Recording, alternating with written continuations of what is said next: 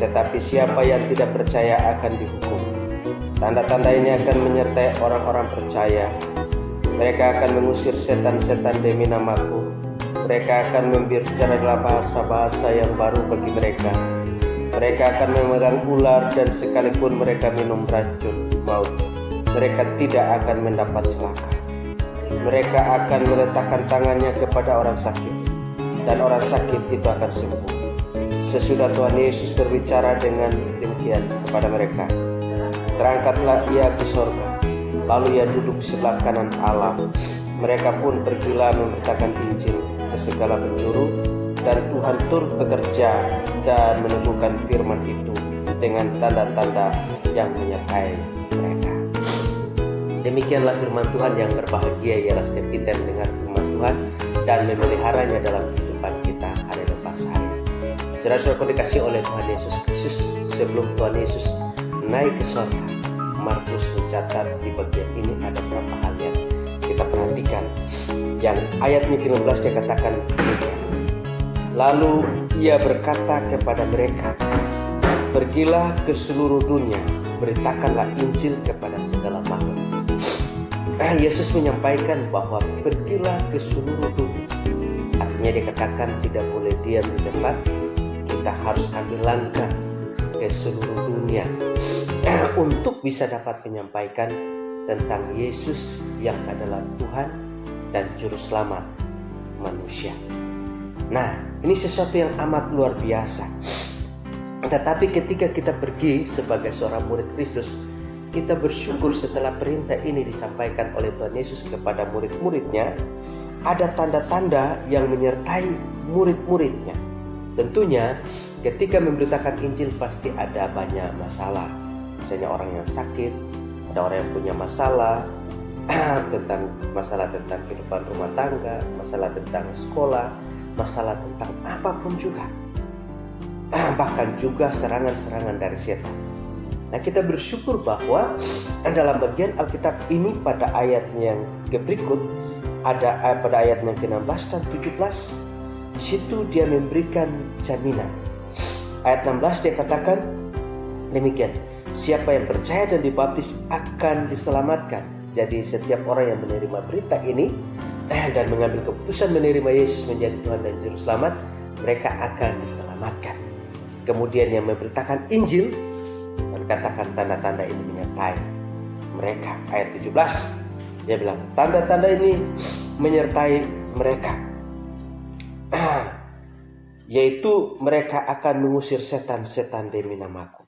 Wah, kalau ada setan yang menghalangi pemberitaan Injil, maka kita sebagai murid Kristus, sebagai anak Tuhan, ini betapa luar biasa. Kalau kita tanya kepada orang pada umumnya, kalau seandainya takut setan kata ada, pasti sebagian katakan takut. Karena orang berpikir bahwa setan punya kuasa yang besar juga. Tetapi tahukah tidak, di dalam hati kita sebagai orang percaya ada kuasa yang lebih besar daripada kuasa setan. Dan kita diberikan kuasa untuk mengusir setan-setan. Kemudian yang berikutnya, dia akan berbicara dalam bahasa-bahasa yang baru. Berbicara dalam bahasa-bahasa yang baru ini artinya dalam situasi tertentu mungkin kita terbatas dalam berkata-kata, terbatas dalam menjelaskan Injil, dan keadaan tidak membuat kita tidak tahu lagi bagaimana caranya memberitakan Injil. Tetapi Tuhan akan menaruh kata-kata hikmat di dalam hidup kita yang bisa dapat menolong orang untuk mengerti dan mendengar Injil yang kita sampaikan dalam kehidupan kita. Kemudian berikutnya, mereka akan memegang ular, dan sekalipun mereka minum racun maut, mereka tidak akan mendapatkan celaka. Bisa dapat bayangkan orang taruh racun dalam hidup kita, dalam minuman atau dalam makanan, atau juga dengan cara apapun juga, racun maut ini tetap itu tidak akan membuat kita celaka. Dan kita meletakkan tangan kepada orang sakit itu menjadi sembuh. Ini adalah merupakan tanda-tanda yang menyertai orang-orang percaya dalam pemberitaan Injil.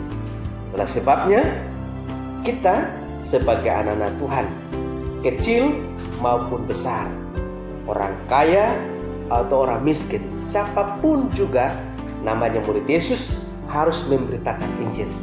Nah, ini adalah perintah yang disampaikan oleh Tuhan kepada kita. Tidak perlu takut karena kita terbatas. Kita tidak perlu takut karena kita tidak fasih dalam berbicara. Kita tidak perlu takut karena bahasa kita adalah bahasa anak-anak. Berarti kita sampaikan kepada teman-teman kita yang sebaya dengan kita.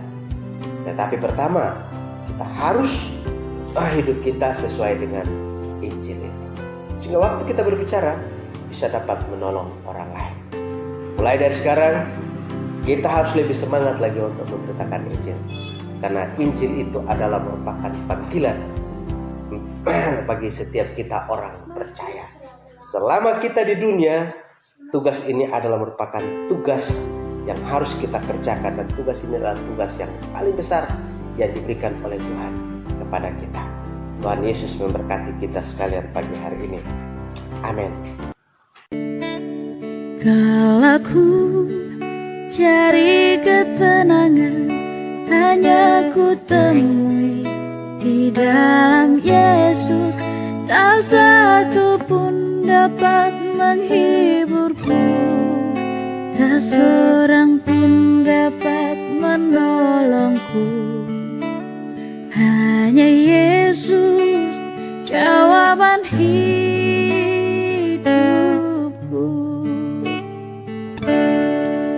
Bersama Dia